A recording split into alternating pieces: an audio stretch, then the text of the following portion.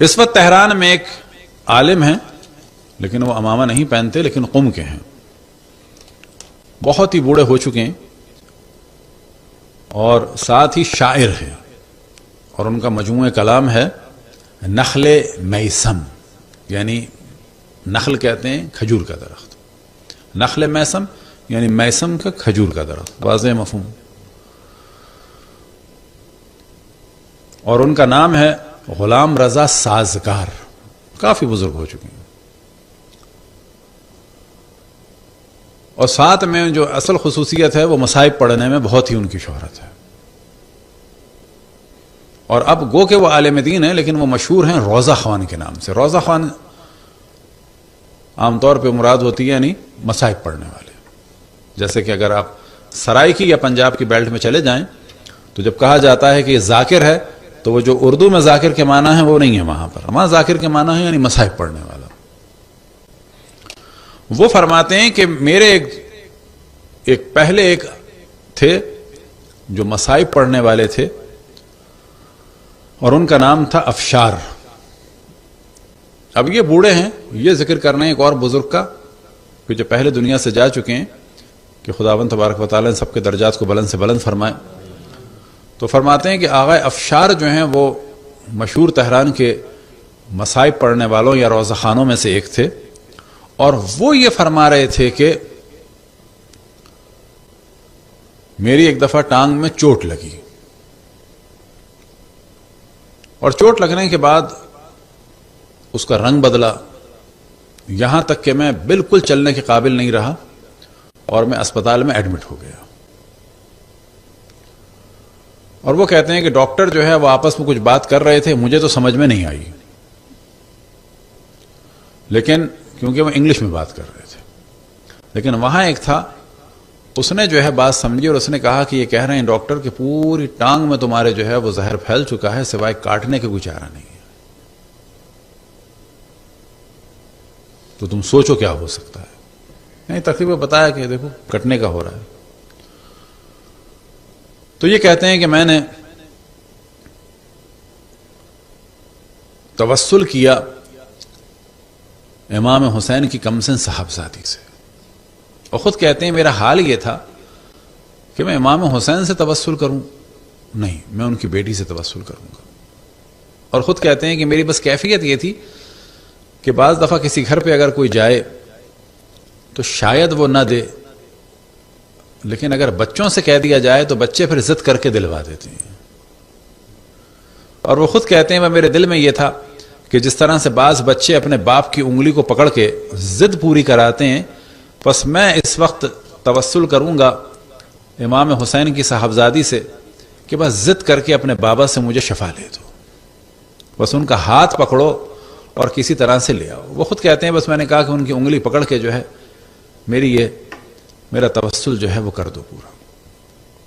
وہ کہتے ہیں اس کے بعد میری آنکھوں میں آنسو تھے اور میں نے صامت بروجردی کے اشعار پڑھنا شروع کیے. صامت بروجردی کی قبر آج بھی بروجرد میں ہے، ایک پارک میں کہ جس کا نام ہے صامتیہ. پہلے وہ قبرستان تھا، اس کا کچھ حصہ پارک بن چکا ہے. وہاں پر ان کی قبر ہے. تقریباً 113 یا 114 سال پہلے دنیا سے رخصت ہوئے ہیں، اور ان کا مکمل نام تھا مرزا محمد باقر صامت، لیکن صامت ان کا تخلص تھا اور یہ زیادہ مشہور ہے. ان کا دیوان بھی ہے. اور وہ دیوان کیا ہے؟ یعنی پورے مدح اہل بیت میں اور مصائب اہل بیت ہیں خصوصاً. یعنی صامت تقریباً جیسے کہ ایران میں کاشانی اور صامت اور یہ چند ہستیاں جیسے ہمارے امیر انیس اور امیر دبیر، کہ ان سب کے درجات کی بلندی کے لیے بر محمد والے محمد صلوات. وہ کہتے ہیں کہ میں نے بس توسل کے لیے اشعار پڑھنا شروع کیے صامت کے. اب کیونکہ خود بھی یہ روضہ خوان تھے، مصائب پڑھنے والے تھے، تو ایران میں مصائب اشعار میں پڑھے جاتے ہیں. بلکہ اگر اچھا ذکر خیر ہو جائے، علامہ رشید ترابی رضوان اللہ تعالی علیہ کہ اللہ ان کے درجات بلند سے بلند فرمائے، اگر کوئی ان کے مصائب دیکھے تو کچھ اس میں نثر ہوتی تھی اور کچھ اس میں اشعار ہوتے تھے، میر انیس کے خصوصاً.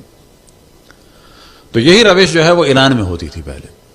تو وہ کہتے ہیں کہ میں نے بس توسل کیا حضرت سکینہ سے، اور اس کے بعد جو ہے وہ اشعار پڑھنا شروع کیے۔ کس کے اشعار پڑھنا شروع کیے؟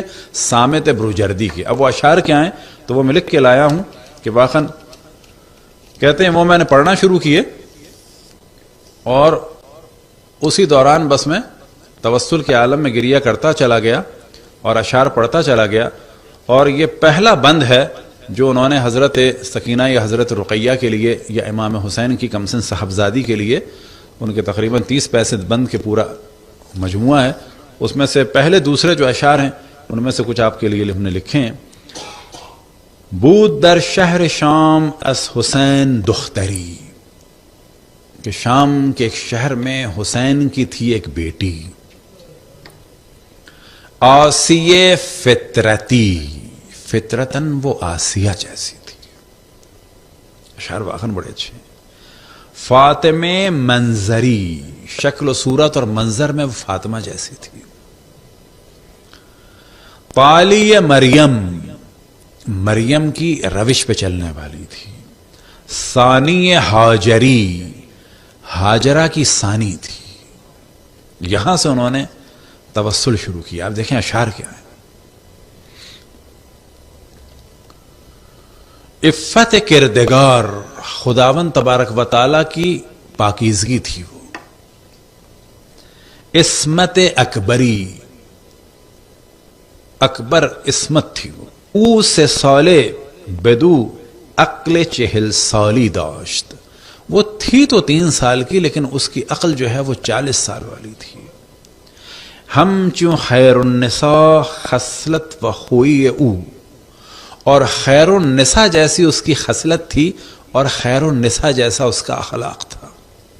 یعنی تھی 3 سال کی لیکن خیر النساء جیسی اس کی عادات تھیں، اور خیر النساء جیسا یعنی جناب سیدہ جیسا اس کا اخلاق تھا۔ کہتے ہیں کہ یہ میں نے اشعار، یہ تو ہم نے آپ کو 1-2 ہی سنا دیے، کہتے ہیں کہ یہ میں نے اشعار پڑھنا شروع کیے یہاں تک کہ میں بالکل غش کھا گیا، بالکل مجھے نیند سی آ گئی، اور میں اشعار پڑھتا رہا تو میں نے کیا دیکھا کہ جو میں نے توسل میں سوچا تھا کہ ایک بچی ہے جو امام حسین کی انگلی پکڑ کے کھینچ کے لا رہی ہے کہ اس کو شفا دے۔ بنا کردم این شعرهای صامت رو خوندم. او در شهر شام از حسین دختری، آسیه فطرتی، فاطمه منظری، تالی مریمی، ثانی هاجری، او 3 ساله بود و عقل 40 ساله داشت. اور آغا سازگار کہتے ہیں کہ جن کے بچے ہیں وہ اس منظر کو ذہن میں رکھیں کس طرح سے بچے بعض دفعہ ضد کر کے بعض کام کراتے ہیں۔ تو کہنے لگے میرے ذہن میں یہی تھا، تو میں نے یہی دیکھا کہ وہ امام حسین کی انگلی پکڑ کے لا رہی ہے کہ اس کو شفا دیں۔ کہتے ہیں کہ میں پھر کیا ہوا مجھے پتہ نہیں چلا، لیکن جب مجھے ہوش آیا تو آپ جانتے ہیں کس حال میں ہوش آیا ہے۔ کہتے ہیں کہ میں کھڑا ہوا تھا اور اشعار پڑھے جا رہا تھا یہی صامت کے۔ ڈاکٹر نرسیں ارد گرد تھیں کہ اس کے تو پورا زہر پھیل چکا تھا، تو چلنے کے قابل نہیں تھا، اب یہ کھڑا ہوا ہے اور اشعار پڑھے جا رہا ہے۔ ڈاکٹر گریہ کر رہے تھے، نرسیں گریہ کر رہی تھیں، کیونکہ ان کو خود نہیں پتا تھا کہ میں کہاں ہوں اور کیا کر رہا ہوں۔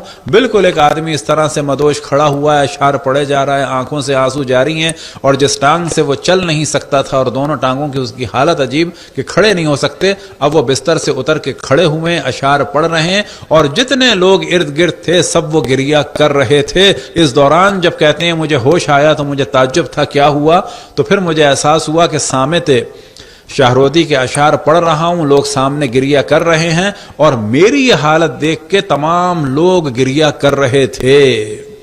اور جب مجھے ہوش آیا اور میں نے دیکھا، اس کے بعد پھر میرا معائنہ ہوا، ڈاکٹر حیران تھے، وہ جو باہر کے ڈاکٹر آئے ہوئے تھے وہ بھی حیران تھے کہ یہ ایک میریکل ہے، یہ ایک معجزہ ہے۔ اور اس کے بعد کہتے ہیں کہ میں نے ان لوگوں سے بھی کہا کہ اب یہی ہے کہ اس بچی سے تم توسل کرو۔ کہنے لگے 1 ہفتہ گزرا، اس کے بعد میں نے سوچا کہ جاؤں اسپتال میں اور پوچھوں کہ باقی لوگوں کا کیا حال ہے۔ تو جب میں اسپتال گیا تو مجھے بتایا گیا کہ جتنے مریض تھے اس ہفتے کے ان میں سے ایک بھی اب اسپتال میں نہیں ہے، سب کو شفا ملی اس بچی سے توسل کے ذریعے سے۔